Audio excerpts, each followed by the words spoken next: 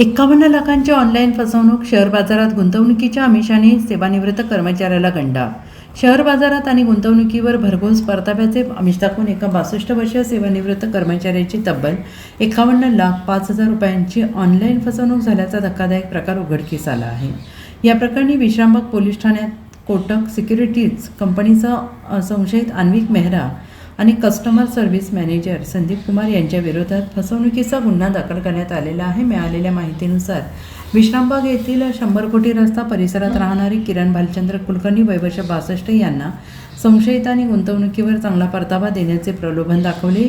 संशयितांनी digital साधनांचा वापर करून त्यांचा विश्वास संपादन केला आणि त्यानंतर 11 फेब्रुवारी ते 18 मार्च 2026 या कालावधीत टप्प्याटप्प्याने 51,05,000 रुपये वेगवेगळ्या खात्यांवर भरण्यास भाग पाडले. काही दिवसानंतर कुलकर्णी यांनी गुंतवलेली मूळ रक्कम आणि त्यावर मिळालेला परतावा परत मागितला असता संशयितांनी व्हेरिफिकेशन डिपॉझिटच्या नावाखाली आणखीन पैशांची मागणी केली. आपली फसवणूक झाली आहे हे लक्षात येताच कुलकर्णी यांनी तातडीनं सायबर क्राईम पोर्टलवर तक्रार नोंदवली.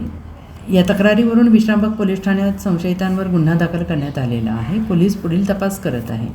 Bureau report SPN Marathi, Sangli.